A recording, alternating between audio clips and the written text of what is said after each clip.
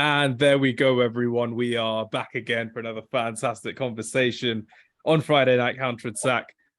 This week it's looking like England are getting battered in the cricket. I know you're listening to a football podcast, but you know it's the summer. You know I love cricket. Sam also loves cricket. Sam, are we going to have to go through a painful summer watching England get dominated by Australia in the Ashes this summer? What are we thinking?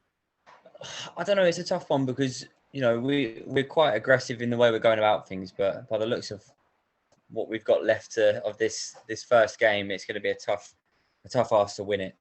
Definitely. And Luke, how was your trip to Germany? It looked like you did quite well out there for your coaching. How was that for you? Yeah, so I'm wearing the top now, as you can see. Actually walked to work today. Representing. Yeah, but no, it's really good. Obviously, I'll put all updated on my socials, or LinkedIn actually. So every few days. But yeah, we won the tournament, which is good. Scored 44 goals, conceded none in the tournament itself. But overall, yeah, brilliant. I went as a player when I was 15, so to do it again 12 years later as a coach was fantastic. So, are Bournemouth going to be calling for you now, seeing as they got rid of Gary O'Neill today? No, well, they've already replaced him, haven't they? So I think I've missed that phone call. Backroom staff, just in case. Absolutely crazy. But yeah, everyone's listening to this one because we've got a very big topic for everyone to listen to today. We are going to be discussing the best players who have not won the Premier League as a draft. So each of us have to plan our own teams. The only rule is it has to be a 4-4-2 formation, and they can't have won a league. Even if they're in the squad, they can't have won the league. If they're on loan from a team that have won the league, for example, Tim Howard going to Everton on loan, and then Man United won the league when he was on loan at Everton, that doesn't count because obviously he wasn't in the squad for it as well. There's no limits on how many players want to go through per team. Ideally, I'd put 3 on just so we're not always butchering Liverpool players from the past as well. So that's a nice little limiter for everyone to listen to as well. So 3 players per team maximum, I would say. 4-4-2 formation, any variation of 4-4-2, I should say. So the diamond, 2 defensive midfielders, however you want to do it. I'm happy for it as well. But we'll make it as easy as possible. We'll start with a wild card with everyone first. So you know what, Sam, I'll let you go first with your wild card. Who's going to be the best player for you, and technically for the podcast, who has not won the Premier League, and why? Oh, that's tough. You've got quite a few. Who'd you pick? You've got the likes of Harry Kane, Gareth Bale, Paul Gascoigne, players like that. I'm going with Gareth Bale. Oh, good shout. Gareth Bale was someone who I was thinking about as well, but it's one of those things that he was at the right place for his development in terms of Tottenham Hotspur, playing as a left back when he first came into the side, couple seasons in and out of this team. Then he became that force of nature that we saw under Andre Villas-Boas, under Harry Redknapp as well, going forward with Spurs in the Champions League. And where are you playing him in your 4-4-2 formation? I'll play him in one of the wide areas, but I'm not sure yet. Just depends on left back. Left back. Yeah, I could theoretically, if my left back position's looking rubbish, I'll have to stick him back there. But it's nice to have that option. Nah, that's good to see. And obviously, he won multiple leagues for. He won multiple leagues for Real Madrid. And did he win the league for in the USA? Did he win LAFC? He did. No, they won their the MLS Cup. That was it. Not the actual league. That was it. They didn't win. They went into the playoffs, but they won the cup, but they didn't win the league. So yeah, it's won it in a different country, but not in the Premier League. And Gareth Bale was Sam's first choice and his wild card. And obviously everyone playing at home alone, along with us as well. I'm looking forward to seeing your thoughts and seeing your teams that you've got in mind as well. Luke, where are we going for your wild card? Sam's made a few good plays. Where are we going? So I'm quite pleased you said we could do a variation of the 4-4-2 because I think now Sam's taken one of my wider players. I'm going to go probably for a narrow 4-4-2 with a holding midfielder and a cam, 2 centre fielders. This man's won it all in Spain, but never won it for Spurs. Lock off one of my central midfielders and go for Luka Modric. That guy, I knew someone was going to go for him straight away. He's such a sick player. He's so good at Tottenham. And I really found it annoying how, when you remember back in the Harry Redknapp days, Modric was playing sometimes as a winger to accommodate Huddleston, Genius and Palacios in the midfield, which I never understood. And then when he moves away and obviously moves to Real Madrid, he gets labelled as a flop in his first season at Real Madrid, becoming the worst ever signing. Now he could be going down in history as one of Real Madrid's greatest ever signings, which shows how well he did at Real Madrid and winning multiple league titles there as well. I'm going to go throw a curveball. No, you know what? Not for the wild card. For my wild card, I'm going for someone who I know is going to be picked later on. So I'm going to take him. Harry Kane, number 9, best striker in my opinion, who has not won the league yet. He had that chance to move to Manchester City a couple of years ago. He didn't go for it. He signed a contract. Erling Haaland was then the player that they ended up replacing him with, and he's already won a league title in his first season. So Harry Kane is my wild card. I'm looking forward to seeing where we go from now. Obviously, we'll go back to front goalkeepers, defenders, midfielders, and attackers. But I knew someone was going to take Harry Kane, so I had to take Harry Kane from my point of view as well. Sam, goalkeepers, first choice. Where are we going with yours? Okay, so my list is quite small because it's not my area of expertise as such. I've got 3 in mind. I've got Shea Given, Pepe Reina, and Nigel Martin. Shea Given won the league. Did he? Oh, with City, did he? No, he won it with Blackburn. What? Shea Given? Yeah. Shea Given won the league with Blackburn when Blackburn won the Premier League back in 1995. Backup goalkeeper. That is insane. None of you knew that as well. That's the thing. I was looking at him as my numero uno, but I was like, nah, he won the league. So I asked someone for their a goalkeeper I know. I asked him for his opinions on that one, and he gave me that. So I'll have a word with him about that. Definitely. I'm going to go Pepe Reina. Good shout. Happy with that Pepe Reina. Really good player for Liverpool, getting into multiple Champions Leagues with them. Got to the final of the Champions League and the final of the FA Cup, but never really pushed on until 2009 when they got second in the Premier League, taking Manchester United all the way in the title race until the last few games of the season as well. But yeah, Pepe Reina, great shout for your goalkeeper. Luke, Pepe Reina wasn't your choice, was he? No, Shea Given. Shea Given. Oh no, everyone's going for Shea Given on this one. This is insane. Who's your backup choice? Well, I had 2 more names in there, but I've got rid of them because I've realised they probably aren't as good in the sort of in what we're doing. Sort of good for teams that hadn't won the league, obviously, but in terms of that caliber of Reina, I wouldn't say that the same level. So I had the other 2 I had was Brad Friedel and I've literally just crossed him off my list, but I can't remember his name now. Brad Friedel's a shout still. That's a really good one to go for. Yeah, Brad Friedel. Another one was David James. Sorry, but this might be a little bit controversial because he's not had the greatest of seasons this season for Spurs. Oh man, you're taking him. You know, he's a World Cup winner. Yes. And up until this season, he has been, consistent for Spurs. So I'm going to go for Hugo Lloris. Yeah, longevity in his game since 2012 when he joined Spurs, and has been there literally for around 11 years at Spurs, being the number 1. Fantastic goalkeeper, except for this season as well. Great at distributing the ball from the back as he did, and I think it's just his time's kind of up now at Tottenham Hotspur as the number 1 keeper. But amazing keeper nonetheless. And you stole my pick there. So we've got Hugo Lloris in goal for Luke. I'll go plain and obvious. Everton's Tim Howard. I'm going to go for him because he wasn't at Manchester United when we won the league, and he was at Everton when we sold him officially. And then I'll happily take Tim Howard as my number 1. Few honourable mentions, if you want to call them that. Brad Friedel, obviously. Jordan Pickford, England's number 1. Paul Robinson, England's number 1. Thomas Sorensen, UC Askalainen. They're honourable mentions at best, I would say. Yeah. On to right back. So go on, Sam. First choice right back. Where are we going with your one? I was saying before the podcast, you boys, I've been struggling with the fullback positions. We're all struggling. Anyone listening who can get good fullbacks, unless they're modern day ones, this is going to be insane. I'm going to go with someone who's proven himself in a couple of different countries, who's played a key part in, if you want to call it, England's relative success over the last few years with Gareth Southgate. I'm going with Kieran Trippier. Nice. Great shout. England's number 1 right back, I would say, over a good few years. Him and Kyle Walker always competing against each other. Right wing back in the World Cup in 2018, went over to Atletico Madrid in 2020, 2021, won the league with them in his first season. Goes to show how well he can play. And obviously coming back to Newcastle and getting them into the Champions League. Luke, where are we going with your one? First choice right back. So my first choice was, I might have to go for my second answer just because I'm not sure if this person won the league when he was at City. Say the first one. We'll double check. Bakary Sagna. Bakary Sagna won the league. He won the league, so that's fine. That's a nice, easy one. So I will be going for a Champions League winner with Liverpool. Steve. I know. Steve Finnan.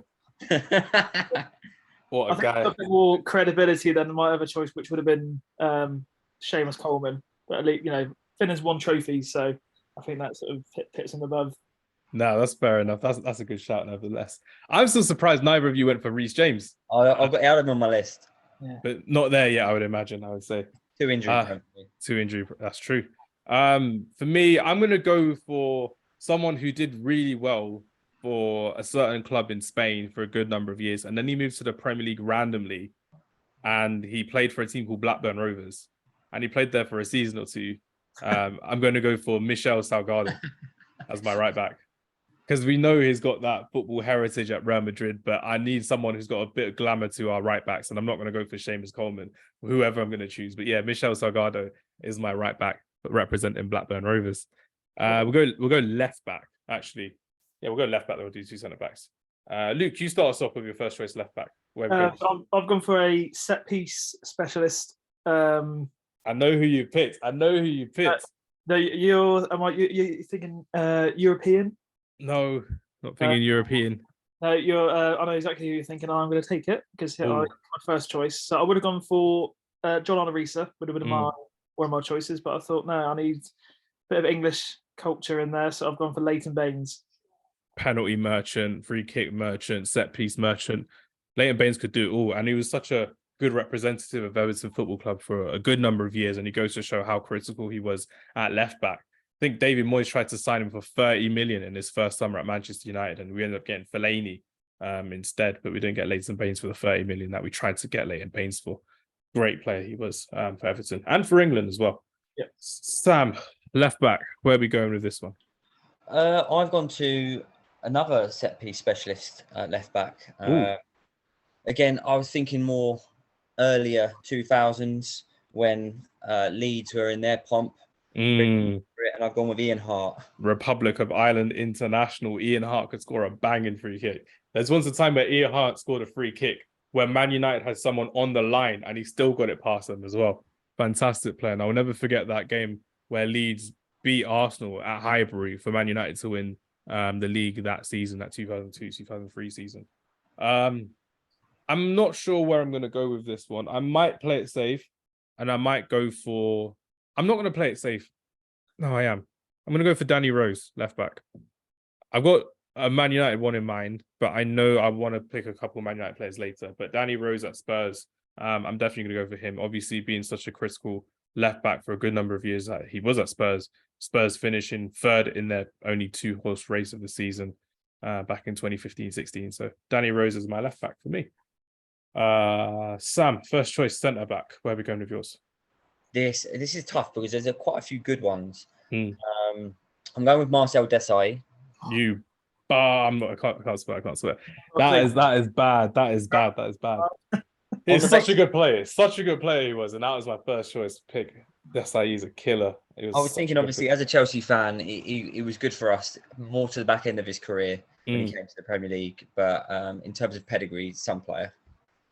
Was Marcel Desailly one of the kind of catalysts that you had in that early 2000s as well? Because you had a few foreign players coming in at the time, and I thought it was such a good leader to watch on the pitch before John Terry kind of emerged as the new leader. What do you think? Well, yeah, I mean, obviously, in the late 90s, we had players such as Hullet coming in, who was really like revolutionised what Chelsea became in the early 2000s. Hullet, Di Matteo, Zola, and I'm sure some of these players might get a mention later on in some of the teams. But Desailly, especially in the early 2000s, again at the back end of his career, was a stalwart in those early 2000s Chelsea teams. Definitely. Marcel Desailly won the Champions League for AC Milan as well. I think he won it for Ajax as well. Once upon a time, crazy quality you had in that team as well. All the foreign players coming through at Chelsea in the late 1990s, early 2000s. Luke, first choice centre back. Where are we going with this one? So I would have put Desailly in because he was in my Champions League draft team as well, if I remember rightly. But I'm gonna stay in and around Stamford Bridge. Chuck a bit of leadership in there. You know, he's been probably one of our best players in our struggle of season this year, and you know, it helped us win the Champions League. I know. Flight across to Brazil, and we're going to pick up Thiago Silva. Oh, Thiago Silva! What a guy! What a defender! And honestly, it's someone who, if you were looking at to bring in quality players over the summer. He would be the one to lead you next season to Premier League glory if you can go that way with Maurizio Pochettino. Great shout there. My first choice centre back, I'm going to go to Tottenham Hotspur, and I'm going to pick Ledley King. Ledley King is someone who I've always been, what's the term? Taken aback. I would say I've been taken aback by Ledley King in terms of the fact that he's always been injured when he was playing. He gets high praise from a lot of strikers that he faced against, especially Thierry Henry, in terms of the fact that Ledley King was one of the few centre-backs in the world, not even the Premier League, but the world, that didn't have to slide tackle or foul me to get the ball off me because it was so quick. And the fact that he was injury-prone at Spurs. I remember talking to a couple of my friends and they were like, we love Ledley King. It's just the fact that he's always injured and he never gets to play, or he'll never train. He never did train because he only had one knee, which was crazy. So Ledley King is my first choice for centre-back in my team. Next one, you know what? I'll go for Luke, second choice centre-back. Where we go? I'll go for a player who was primarily a holding midfielder in his early years, and was almost transformed into a centre-back when he made a move across to Barcelona. And I will be picking Javier Mascherano alongside Thiago Silva. But did Mascherano play at centre-back for Liverpool? No, but I would like to put him there, please. Sam, are we going to allow this? I don't think we should allow this. It has to be a holding. It has to be righteous positions. Do you know what? If you've got a centre-back partnership of Silva and Mascherano, I don't care because we're going to bat you anyway. So just long ball football. That's all we kind of need as well. Go on, I'll allow that. Mascherano centre-back with Thiago Silva. That's a sick one if you're on FIFA as well. Sam, where are we going? Second choice centre-back. I am going for the earlier 90s with this one. He's regarded as one of the best centre-backs to play despite his off-field issues for his peers. I'm going with Paul McGrath. Great shout. Really appreciate Paul McGrath as well for what he did for the game in the early 90s. Great shout there for Paul McGrath. I'm going to have to go to Newcastle for this one. I'm going to go to Argentina in Newcastle, and I'm going to go for someone who I didn't think really needed to play for Newcastle. I thought he was better than what he was. He was a Champions League quality defender at the time, moving to Newcastle United, who weren't even in Europe. I think he got them into Europe for one season, Europa League or so. Fabrizio Colaccini is my centre-back I'm going to go for, because Desai was taken and Thiago Silva was taken. So my alternative is Fabrizio Colaccini. I think he had a few decent cards in FIFA growing up. Oh, my days. I don't even remember those as well. Colaccini cards, that must have been crazy. Came from Inter Milan when he was younger. So yeah, Inter Milan. I think he played for Valencia as well. Cult hero at Newcastle. So it goes to show how well he kind of did. I didn't really want to go for anyone current besides Trippier, obviously, but for Fabrizio Colaccini was a pretty good player, I would say, going forward. Midfield, right. It's going to be, because obviously it's going to be different types of formations. We'll just do first midfielder. So if we're going right to left, we'll go right to left. If you're going all midfielders in the middle, we'll just do defensive to attack. So, you know what? I'll go first with this one. I'm going to go for, I haven't been first yet. I haven't been first, so I'm going to go for it. I'm going to go defensive midfielder. So I'm going to go for a 4-4-2 diamond. So I'm going to go one defensive midfielder, then 3 attacking midfielders. Kind of like you saw Juventus 2015 type thing. So my defensive midfielder, because Modric is taken, I can't really go for him. I'm going to have to go for Liverpool. And I'm going to have to go for, not the one you're thinking of, Luke. I know you're thinking of a certain someone from Liverpool. I'm thinking of the other one, the one that he won the Champions League with. Going for Xabi Alonso in my centre midfield. I think it'd be a quality player to have in his team. And someone who can actually spread the ball properly. He can set up a lot of chances for Harry Kane, who I've got up front as well. So Xabi Alonso for me as well. Before we move on to the next player, I just kind of want to know, with Xabi Alonso, this is a kind of thing that I get and I hear a lot about, which is really annoying. Was he underrated at Liverpool before he ended up moving to Real Madrid and Bayern Munich? I definitely think he was, because he was in a Liverpool team that was underachieving from what we saw. Besides the Champions League final and the FA Cup final, I definitely thought that Liverpool team underachieved. Sam, what do you think? It's weird because obviously Chelsea and Liverpool had a lot of to and fro in back in those early 2000s. I don't think he was underrated. I think if you ask any Liverpool fan, I think they appreciated him. In terms of a wider view, maybe, but then how can you be underrated if you're getting a call up from Real Madrid, you know? And in that treble winning Spain side of the Euros World Cup, and the Euros again. The reason I say this is, if you guys remember, Rafa Benitez wanted to get rid of Xabi Alonso to replace him with Gareth Barry. Can you imagine trading Gareth Barry from getting Aston Villa's Gareth Barry before Man City got him and getting rid of Xabi Alonso? That would have been so embarrassing if that happened. Mascherano and Barry in the midfield as opposed to Mascherano and Alonso. That's what I was kind of thinking, because it's like, why would you want to get rid of someone like that in your team? And Xabi Alonso was a world beater on his day. I absolutely love watching him. And I'll happily say it, because I've said it before and I'll say it again. I think he's probably one of my favourite Liverpool players to ever watch, because he has such a good range of passing. He could score a goal from outside the box as well. Set pieces were brilliant. Scored a couple of goals from the halfway line as well. Fantastic player that Xabi Alonso was, and definitely someone I need in my team. Luke, let's go with you. Where's your first midfielder going? I'm quite pleased that you've come straight to me, because I'm thinking Sam would probably have taken the ever obvious choice. Because I'm a bit stuck with where I would have gone to next if Sam had picked his player. CDM, which probably wasn't always his sort of mainstay position, Liverpool, but he'll slot in quite nicely in there. You know, you can receive the ball of the defenders, sort of just hold nice and deep, whilst being a threat on the ball. But I'm going to go for Steven Gerrard. I was never going to pick him, so by all means, Steven Gerrard is nicely done. Occupying one of my central midfield spots, so Gerrard and Modric at the minute. Good to see. Good to see. Sam, where are we going with you? Easy, Paul Gascoigne. Paul Gascoigne. Go on. You said that so quickly, so you can name another one. Where are we going? Second choice. This is tough, because I'm playing a flat 4-4-2, so I'm going to go with Bale on one wing, and then neither of you are playing wingers, so I'm going to be absolutely fine on the other wing. So I'll leave that till last. I'm going to go with Ruud Gullit. Ooh, you got some power in your team, boy. Ruud Gullit, Gascoigne, Gareth Bale. This is crazy. This is crazy. Oh my goodness me. I don't know where I'm going to go with this one, because I've got a few technicians I want to choose. Players who played for a certain North London team who didn't win the league, but they were very good players at the time. But I'm not going to name them just yet. I'm going to go for someone who I know can compete with them off the ball and on the ball. And on his day, he was a fantastic player. Someone who's a threat from long-range shots, from set pieces, conducting play, and someone who, when you're looking back at it, when he was fully fit, he was a really good footballer. Paul Pogba. I'm putting Paul Pogba in my team. Paul Pogba, Xabi Alonso in that midfield. And I've got one more player in mind who I think would be a perfect midfield for that, with my attacking midfielder. So yeah, I'm going for Paul Pogba in mine, which would be good fun. Everyone's got two now. So Luke, go ahead. Who is your third midfielder? Joining Modric in the centre midfield. He's a teammate of his.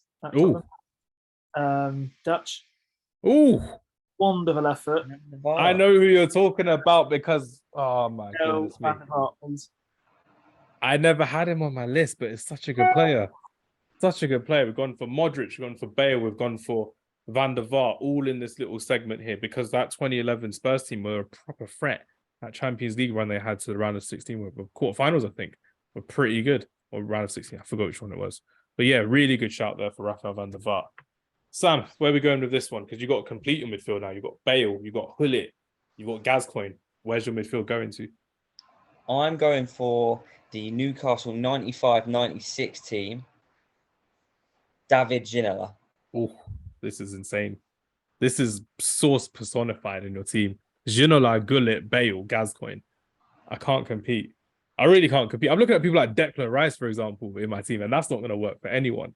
I've only got one more centre midfielder, and then I've got one attacking midfielder at the front. So where can I go? I'm going to go for... I've got Alonso, I've got Paul Pogba. I'm going to go for Moussa Dembele from Tottenham. I really liked him. Yeah, absolute baller on his day. And he was someone who would always give you a 7 out of 10 midfield. And the praise that he gets from his teammates, former managers as well, goes to show how well he did as a player. Could have gone right to the very top if he chose to leave Spurs. But as you kind of see in this day and age, when you get criticized for leaving, sometimes you're called a snake. But when you actually stay, you're called like a clown, because you're staying at a team that you think that you're good at, but you could be better at. Dembele could have gone right to the very top, in my opinion, from what I saw of him at Tottenham Hotspur. You've done your midfield. Luke, have you done your midfield 4? I've just got a centre attacking midfielder to go for. Go on then. You do yours and then I'll do mine because Gareth Bale's taken. I've got one. If you pick this one, I'll be so annoyed. But I don't think you've got this one. I'm pretty sure you don't have this one. I've probably got a bit sort of left field. He's well known, this player. A bit of flair to my team because it's quite, I haven't got sort of those skillful players in the area of the pitch. I want to sort of add a bit of quality in that attack and third as well to sort of support the 2 strikers, whoever that would be. Primarily played at Bolton. No. That was my... like to go for, please, Mr. JJ Kocher. Thank you very much. Why? This is insane. They named him twice. So good they named him twice. PSG legend, Nigeria icon, Bolton Wanderers cult hero, Premier League superstar. Why did you pick him before me? Why is that so nice to let you go before me? Oh my goodness me. Yeah, I don't know either. Nah, great shout. JJ Kocher was insane, and I'm really happy that you picked him. And he definitely deserves a lot of flowers from this one. You've got some midfield. Read your midfield for us, Luke. Who have you got? Steven Gerrard at the CDM position, Modric and Van der Vaart in central midfield, and then a Kocher in front of those 3. And then a Kocher. So I've got Alonso, Pogba, Dembele. I've got a good few strikers. So I don't mind who I've got coming up next. I'm gonna have to go for. I'm not going for another Spurs player. I will go for. This is gonna be. Yeah, you know what? I'm gonna go for him. I'm gonna go for Philippe Coutinho in my team. Liverpool's Philippe Coutinho. I thought he was an absolute baller. I thought he was so consistent, and he was obviously the player that they sold to make such a profit that they ended up buying Alisson and Van Dijk, 2 key players in that Liverpool side who ended up winning the league with Liverpool in 2020. So Philippe Coutinho, I've really appreciated him from a good number of years as well, and I think he's been a quality player at Barcelona, Bayern Munich. Really should have gone to that 2014 World Cup in Brazil. Surprised that he didn't, which is insane. But yeah, Liverpool's Philippe Coutinho I'm going for in my team. So I've got Pogba, Coutinho, Dembele, and Xabi Alonso. A few honourable mentions I've got. Esteban Cambiasso from Leicester City. Did not mind him at all. Aaron Ramsey. Did not mind him at all. Dimitri Payet, 1 season wonder. West Ham United. Pretty good. We didn't go for any West Ham players as well. Mark Noble's not getting anywhere near this team. One more player that I had. Juninho from Middlesbrough. Yeah, really good player to go for as well. Now we're on to our strikers. I've obviously picked Harry Kane as my number 1. So Sam, you can go first to pick your first choice striker. Ooh, I've got quite a few good names on here, so it's going to be tough to pick who I want. I'm going to go with Luis Suarez. Good shout. I was never going to pick him, but great shout. Just on the basis that when he was at Liverpool, he was absolutely frightening in front of goal. And with the players that I've got behind him, I don't think he'd have any problems with scoring goals. So that's where I'm going with the first one. Okay. Oh, no, this is insane. This is insane. I thought of a player that I could have up front. That was, no, not up front. As I put him as a winger on my list, but it's actually not a winger, as an attacking midfielder. I'm going to change it. Should I change it? I'm going to change it. I'm going to get rid of Philippe Coutinho because I just remembered him. Mesut Ozil. How am I forgetting Mesut Ozil, man? Ozil was better than Coutinho, right? I'm going for Mesut Ozil instead of Coutinho. Sorry, Philippe. You're a great player, but how am I forgetting about Mesut Ozil in my team? Luke, first choice striker. Where are you going with your one? We don't have a team limit, do we? Numbers of players from 3. 3. Oh. Yeah. Okay. Well, I can't do my first choice then. I would have gone for Torres, but I've already got 3 from Liverpool, I think. Torres didn't win a league with Chelsea, no. No. 2010, he wasn't there, was he? No. No, I don't think he did win the league, Sam, with us, did he? Not that. So yeah, he would have been my first choice, but obviously I've already got 3 from Liverpool. I've got Finn and Mascherano and Gerrard in. So I think we're having to make another trip to North London, but the Red side. Played in a variety of positions, but you can play as a striker. And I'm going for Alexis Sanchez. Great shot. He did play as a number 9 good number of times for Arsenal. Arsenal have had a really good amount of players who never won the league as well. This is where it gets tricky for me because I've got my second choice to pick now. I've got Harry Kane up front, but I really can't look past this player for Man United because he won the league in multiple countries, then came to Man United on a free transfer for a season or two, and he just won the Europa League, the Carabao Cup, and the Community Shield. I'm gonna have to go for Zlatan Ibrahimovic for my second choice striker. That's a crazy name to have as a player who's not won the league in England, but he only was here for a year and a bit, which is insane. And there's so many good strikers I've got on my list because this was the easiest bit. For anyone listening at home, this was the easiest bit in terms of how some of these players have not won the league besides Harry Kane, Fernando Torres, like Luke mentioned as well, Kane, Zlatan, crazy. Sam, where are we going for your second choice striker? I'm using my Chelsea bias on this one. I'm going with Gianfranco Zola. Great player. Absolute magician.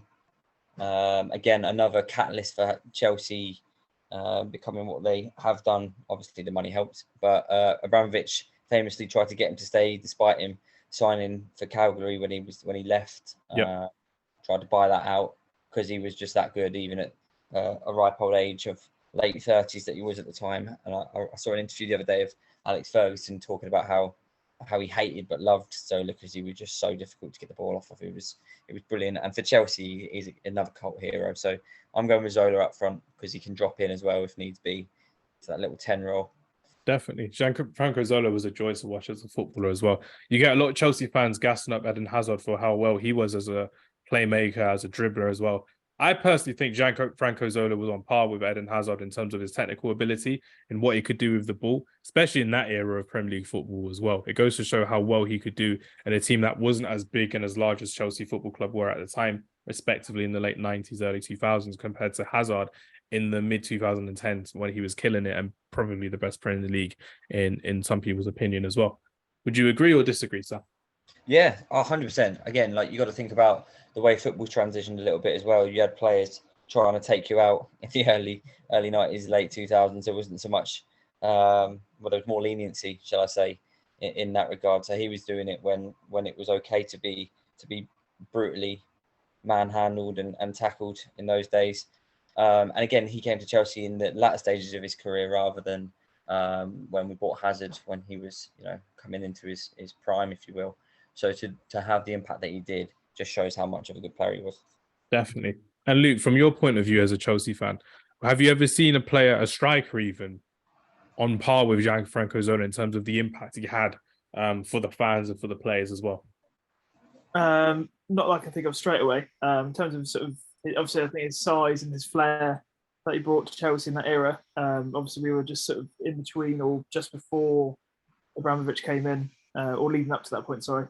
And there wasn't really many players like him in the Premier League at that time. But you had the likes of Hasselbank in and around the team at that point. Good Johnson was there. Both clinical strikers, but very different to what Gianfranco could offer Chelsea and the Premier League, really. So very different. But nowadays, you see a lot more players like him sort of hovering around, don't you? So almost sort of paved the way for that type of player to come in. Definitely. I mean, with Gianfranco Zola as well. Actually, no, Zola, sorry. Did Hasselbank win the league for Chelsea? No. Ooh, this will be good for everyone's last choice because I've completed my team with Harry Kane and Gianfranco Zola. So, Luke, first choice for your striker, or second choice, I should say, for your striker. Who are we going for? Do a couple of honourable mentions because I can't pick them because I've already got enough players from this team, but Jermaine Defoe and Robbie Keane would have been in there or been in the round it. Yeah. I've gone between two. One bit of a rogue shout, but was good in his day. Didn't have the quality to last in the Premier League for a longer period. But leading up to his transfer into the Premier League, he was very good at Madrid. But I don't think he could be classed as a striker. So I had Robinho. Ooh.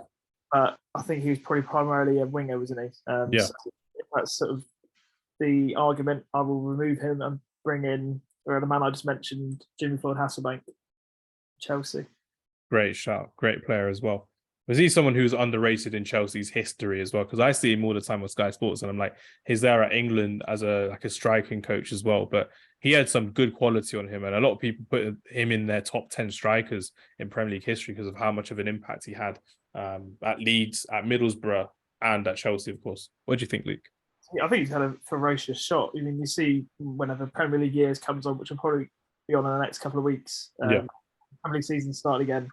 Just the power he sort of exerted to his striking was ridiculous. You know, you're talking sort of 50, 60, 70 miles an hour, and how hard he struck the ball. Didn't necessarily maybe have the goal scoring record as other Premier League strikers, but you know, when he was given a chance, he knew where the back of the net was. And you know, he was surrounded by, obviously, as we just mentioned then, some very good attacking players at Chelsea at that time. Obviously Zola, Johnson, and then when more of these players came through, you know, like sort of Adrian Mutu, and I don't think they were there. Crespo and Kesman coming through. Sort of, you know, some great strikers we've had, but yeah, he was probably definitely up there. Definitely. And Sam, how about with you? What's your kind of favourite Jimmy Floyd Hasselback moment? Did he score an amazing goal that you remember off the top of your head? Did he have a kind of great moment at Chelsea before he kind of moved away? What's your kind of favourite Jimmy Floyd Hasselback moment that you've got in your mind? I don't know if there's one that sticks out. I just think that for me, I think about Chelsea and how people probably target us as not being very good with strikers. But then if I think about Chelsea as a whole and how we play, he is the archetypal striker for a Chelsea team. You know, someone who's strong, who can finish in and around the box, the likes of Drogba, Costa that have come through, and he was one of those guys as well. You know, I actually don't think he had a bad record. I think it was one in every sort of two for Chelsea. Yeah. And that's back in the days when you had two strikers as well. You had the likes of Johnson playing off of him and Zola, etc. So for him, he came in and he had a great impact on that early 2000s team for Chelsea as well. So yeah. No, excellent shot there with Jimmy Floyd Hasselback. And Sam, finish off where we got where we finishing off with your team. Have you got any more on? Who are your number 9? Suarez and Zola. Suarez and Zola. So you got a really small number 9. Any more honourable mentions we can think of? Well, Defoe, Torres. Ferdinand, Les Ferdinand, players like that. Definitely not Romelu Lukaku. I'm not going to throw him in there as well. Poor guy.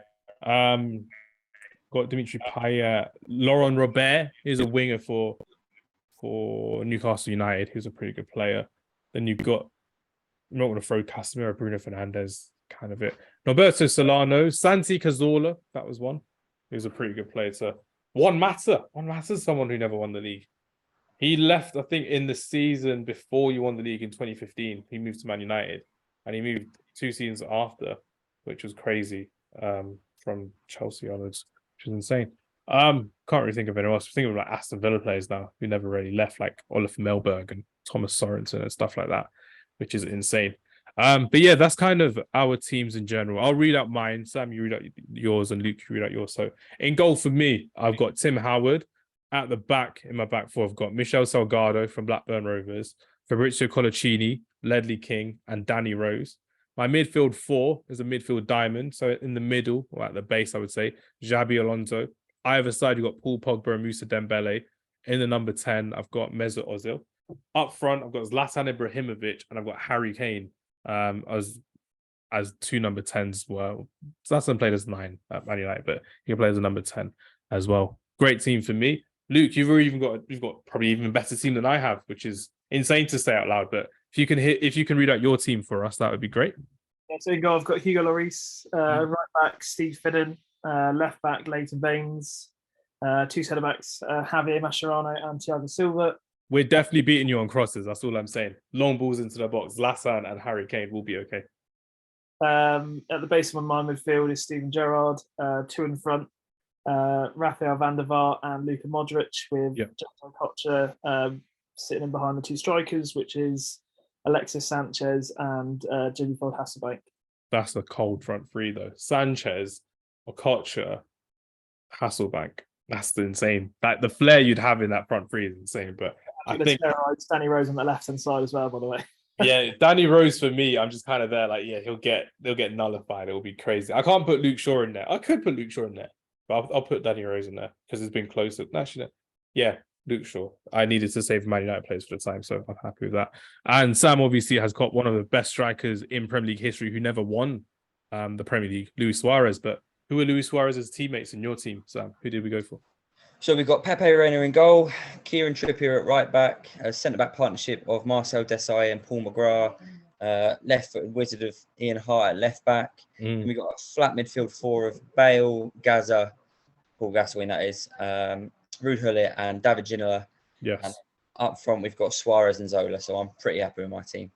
I would be. They're three really good teams. We'll let everyone who's listening and will see us on social media decide which team is best. Now, to finish off the podcast, we've got to make our top 10 list of players who never won the Premier League. So who's actually numero uno and who's at number 10? We've mentioned quite a lot of big players on here. It's just about how we're going to fit some of these from each of our teams into there as well. First of all, we're going from 10 to 1. Steven Gerrard has to be in there. Suarez has to be in there. Ozil has to be in there. Hasselbank has to be in there. And ideally, you'd kind of want Alexis Sanchez in there. 5 of the 10 players I could think of off the top of my head that we mentioned, they have to be in that list somewhere. It's just about where we would put them in the list. Sam, where do you think we should put Mesut Ozil? I don't know. I think there's players that are better than him. I think he's Really? obviously a good player, and he was, 100%. I think he was better at Real Madrid, and that I know he had players around him that were better, so that they could help with that, if you like. Wasn't relying on Giroud, Perez, and Walker up front in his record-breaking assist season. That's crazy to think about. But when I think of the players, the likes of Steven Gerrard, Harry Kane, etc., that they're just better players for me. I'd have them over him. So I put if you're saying you want Ozil in that top 10, I'd put him in the lower 5. Should we have him at 10 to start off the list? You can move him. I'll put him at 10. Luke, what do you think? You happy with that? I think, yeah, I do agree with Sam. I think just list off some of the players that we've just mentioned, further forward, and your Gerrards, Alonso's. I think even Modric is I think in there, or has to be in there. I'd happily put Modric at 9 for how he's been with his career and sort of progressed, and now, as you've mentioned right at the beginning of the podcast, we're labelled as probably one of the best central midfielders in the world. I'll put Ozil, Modric. I'll put Zola in there. Zola at 8. I'm thinking. I think it depends. Like, are you talking about their seasons when they're specifically in the Premier League? That's what I'm thinking. That's what I'm thinking. If you're saying Ozil is a player, then his career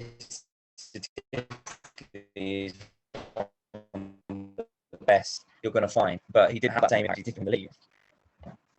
Yeah, Sam, you broke up there for a second. There was a bit of a warbly feet. Is that Optimus Prime was talking to us for a second? Yeah, it's all good.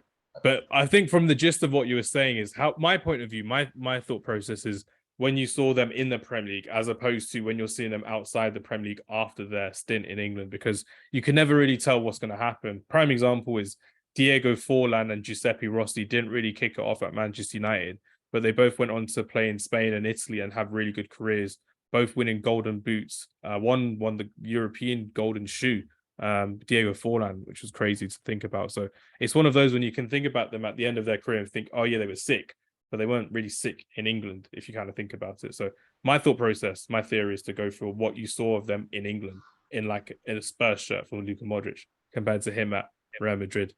That's kind of how I would see it personally. I would have Ozil over Modric in the Premier League. Because with Modric as well, he was someone who actually got Spurs into the Champions League because of how well he played as that midfield maestro that we kind of saw. So Alex Ferguson wanted to buy him for like 35 million, but Daniel Levy didn't want to sell another midfielder to Man United. So I personally think if we get Modric at 10, Ozil at 9, that'd be a good start, I think. Modric, Ozil.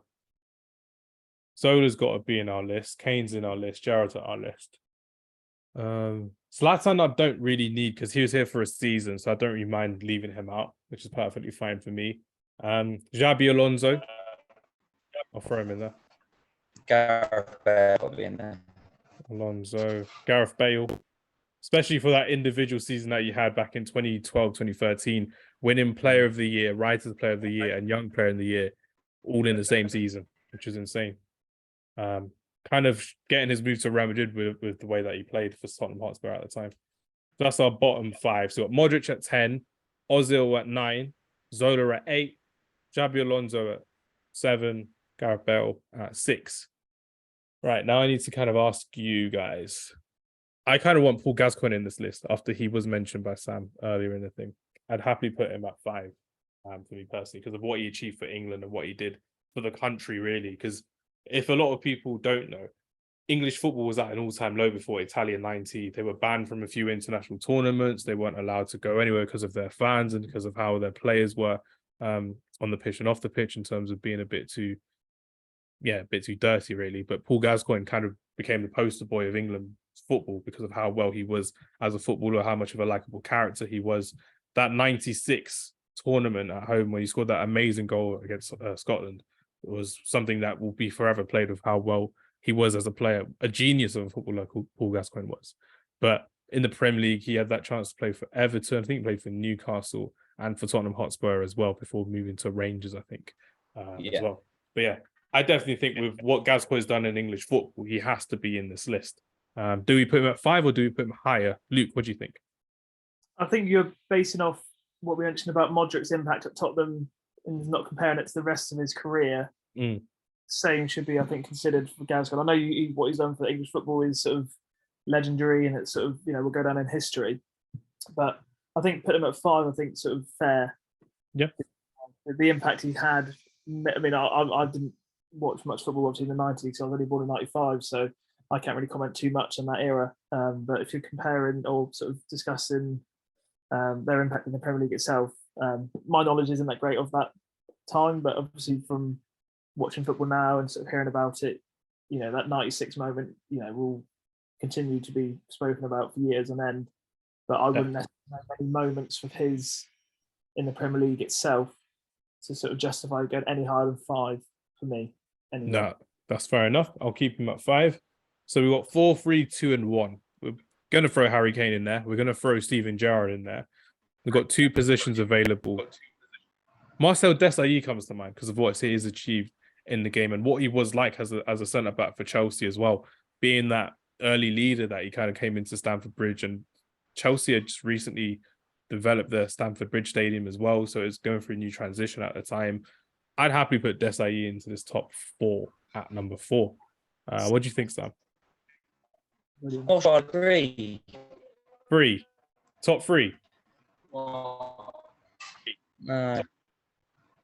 You got Luis Suarez. I don't know if I'd have him that high.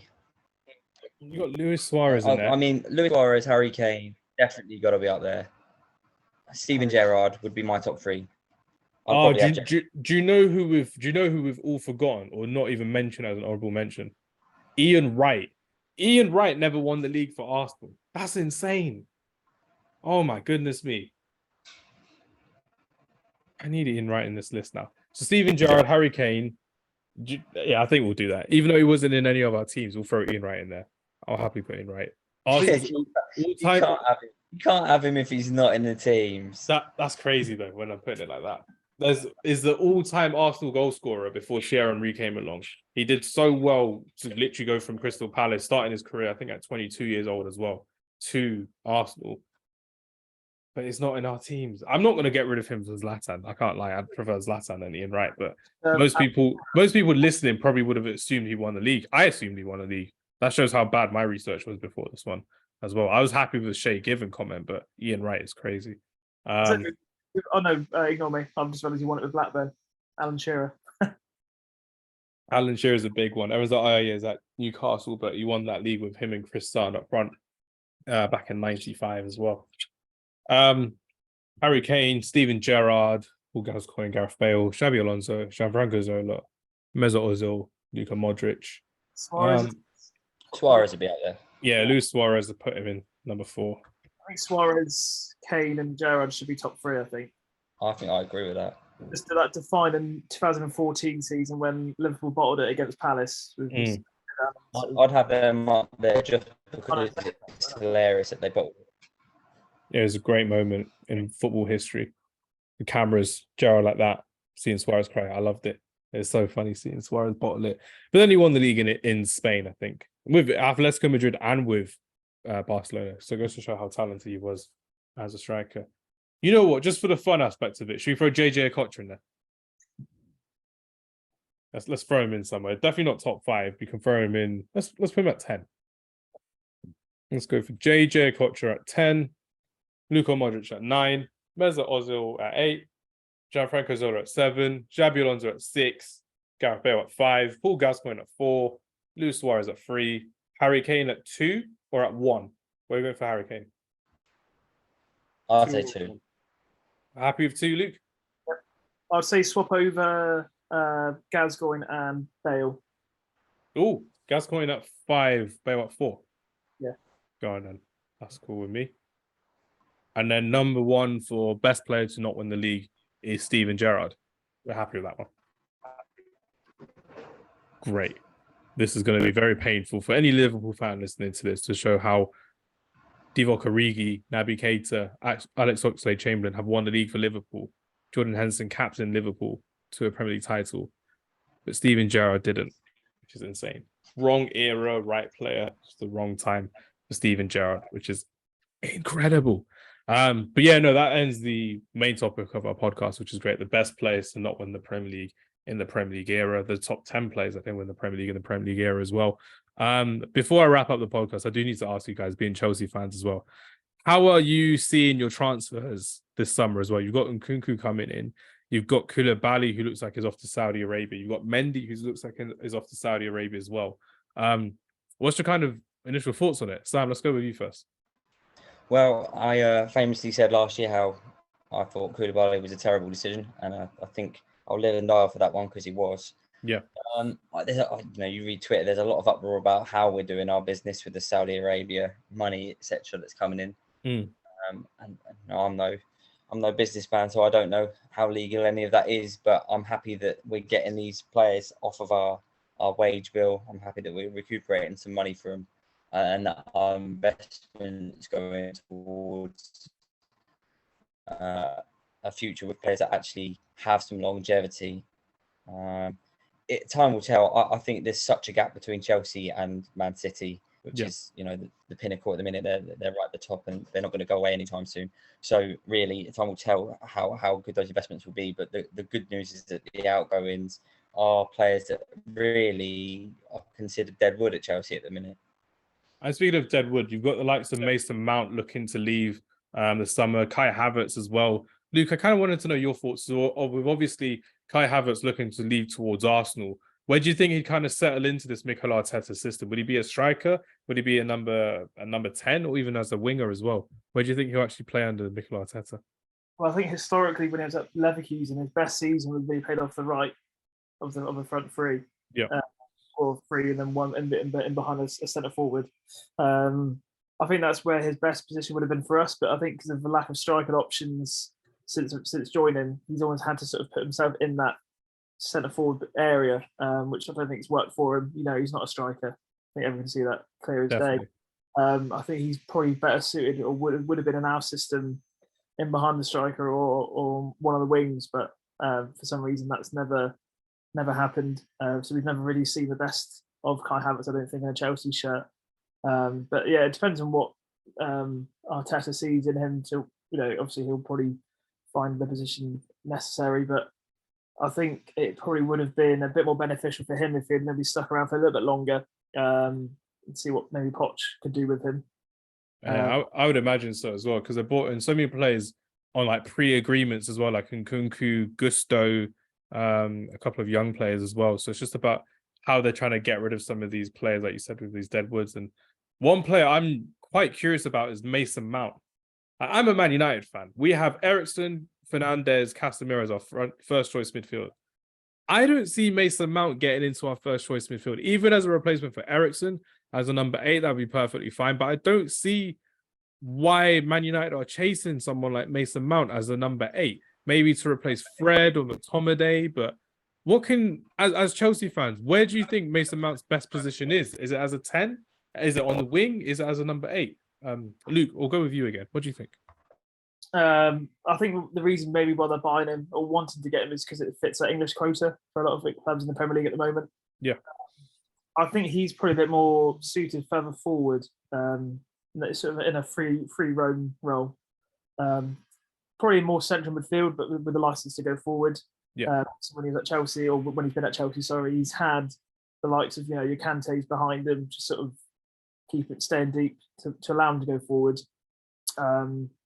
Yeah, I think it's sort of in and around in behind the striker is probably his best position. He's been our best player the last couple of seasons, especially under Lampard and Tuchel.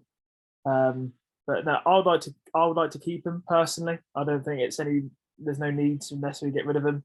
Again, with Poch coming in, I think he can get the best out of him and sort of rejuvenate his career, because he's been a bit stagnated the last 6 months of the season, sort of been cast aside and not given a proper opportunity. And he had that injury as well near the end of the season. He was out for 2 months, I think, and he came back into the team, in and out of the team, then wasn't really in the matchday squad for a lot of the games as well. But no, nice analysis there, Luke, as well. Sam, what's your thoughts on Mason Mount to Man United? Do you reckon he should be kept by Poch and kind of looked after and kind of becoming that main man again at Chelsea, or do you reckon it's time for him to kind of move on with 1 year left on his contract?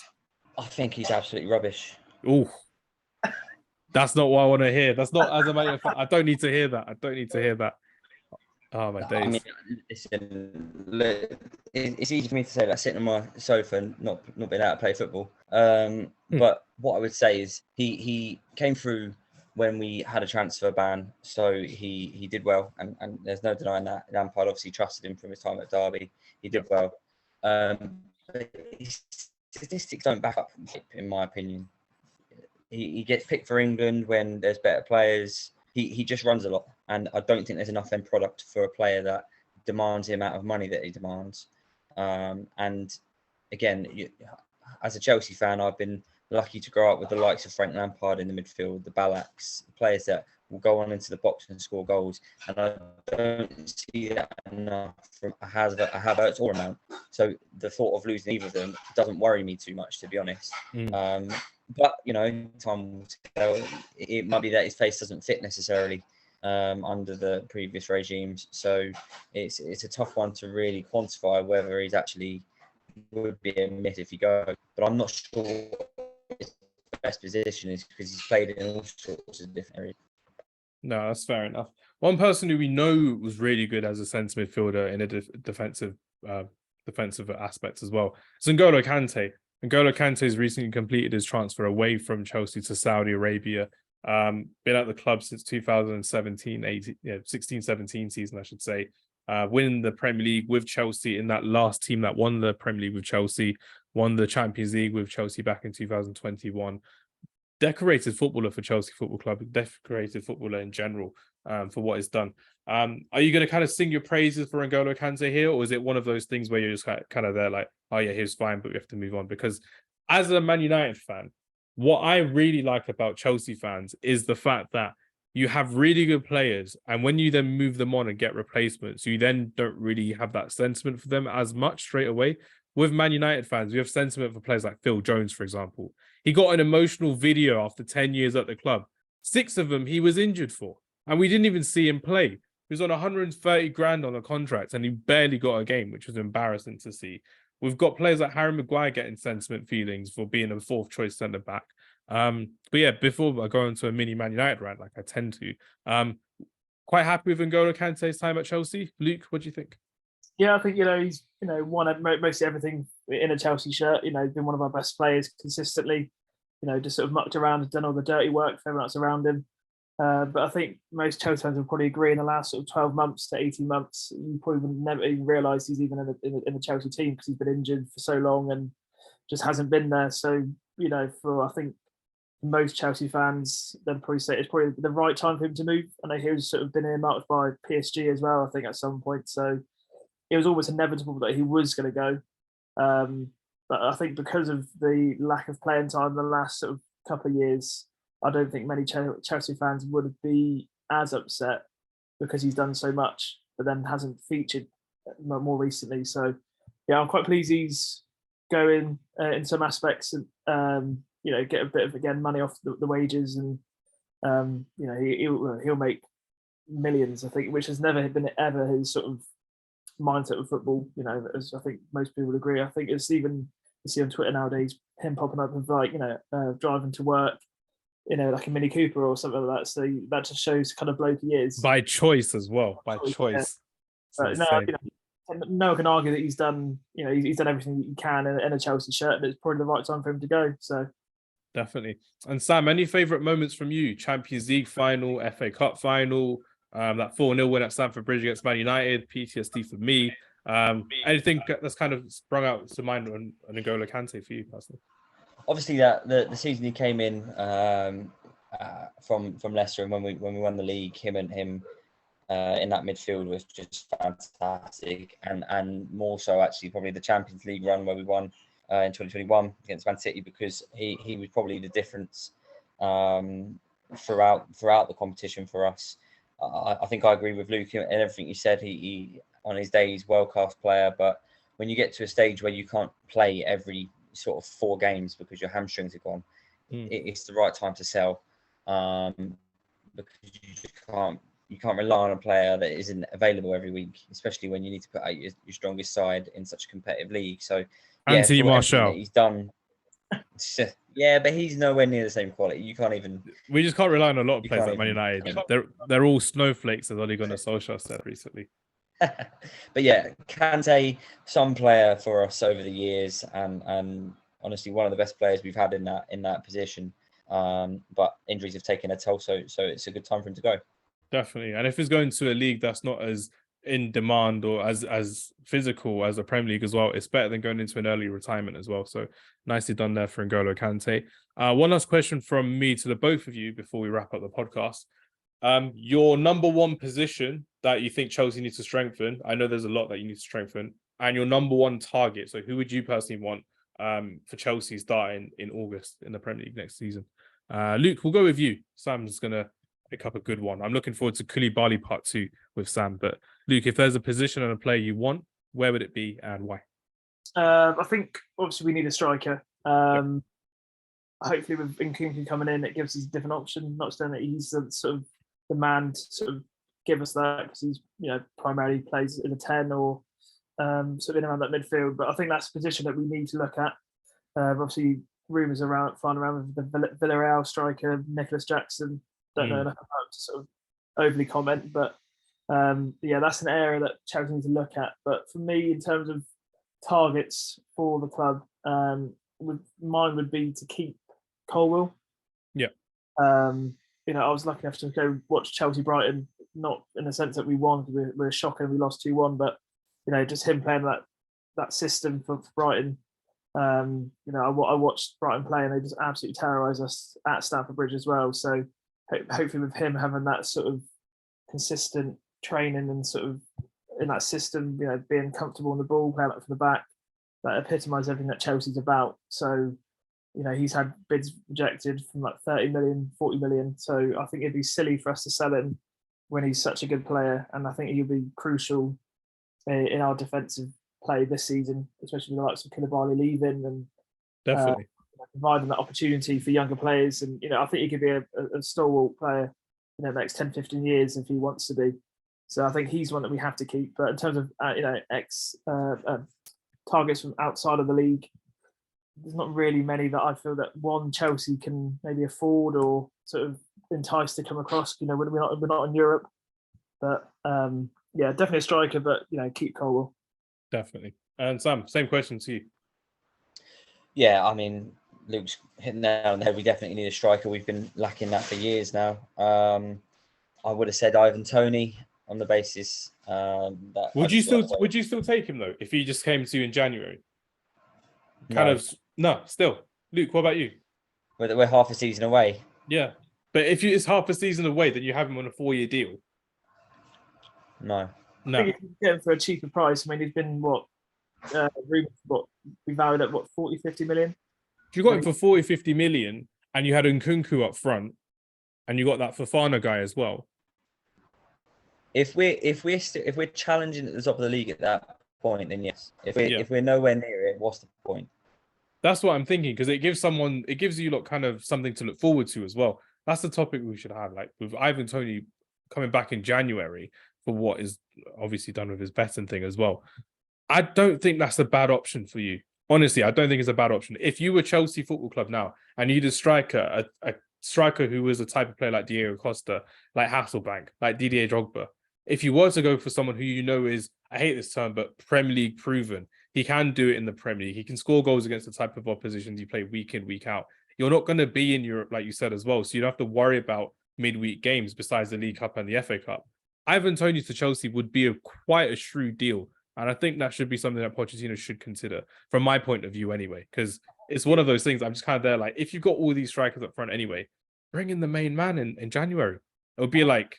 More than 30 million, I think, though, because he's not allowed to do any sort of proper football training until sort of late September, October. So match fitness-wise, he's not going to be, up to scratch. So, I think it'd be, as you said, Premier League proven, which he is. But I don't think you'd be needing to pay over the odds for him, because he's not going to be as fit as other players, that they could bring in. So, yeah, I would say so. Go ahead, Sam. What were you going to say? The other one, the obvious one would be Victor Osimhen. Had a fantastic season with Napoli. Again, fits the kind of profile of a player that Chelsea would like. Scores headers, back to goal, really technically gifted. But in general, I just think we're struggling through the core of our team. We need a goalkeeper. His cap is 2 foot tall. And he's leaving. We're looking to get Moises Caicedo. That'd be a good replacement for Kante. The ideal replacement. Yes, Colwell coming back in would be fantastic. But Thiago Silva is now 107 years old. He can't last forever. So Fofana needs to stay fit. James needs to stay fit. You've got all of these pieces to our squad that are reliant on outside factors, and that's one of our issues. And then you're relying on our wingers if we're playing, depending on what formation we play. If we're playing wide players, we've got the likes of Madueke and Mudryk, who are young, they're unproven. Again, as you say, so we've got a lot of work to do, I think, and I'm not optimistic that we're going to be challenging for the league next season. No, it's one of those things, and you're going to have to give Pochettino a lot more time than Graham Potter was afforded to as well. And with the caliber of manager that you've got now, I reckon he will get the time and the essence in the team to actually mold it in the right way that he sees fit. Really, PSG didn't really allow him to do that as much as they did, but Spurs, even getting rid of someone like him, they've never replaced someone like him. Not even with Jose Mourinho getting them to the League Cup final. Their feel-good factor has gone at Tottenham Hotspur. But honestly, I think Pochettino will bring you that feel-good factor, because he does that at clubs when he goes to them. Southampton, we saw that at PSG for a certain period of time. Spurs, obviously. Looking forward to seeing what Mauricio Pochettino can do for Chelsea Football Club later this season, or when it begins, I should say. All right, everyone. Thank you very much for listening to our podcast. I do hope you've agreed and disagreed with some of our teams. We'll post them out on social media as per usual, which will be great fun to see who's got the best team. The boys will text over their teams and I'll make it into a nice little edit, which will be great fun. Everyone, thank you very much for listening to us this summer. We've got more coming up for you before the season starts back in August. Sam, Luke, as always, it's a pleasure to chat to you, and thank you for talking to me about Chelsea's up-and-coming transfer prospects as well. Take care, and we'll see you later. Thank you. Bye.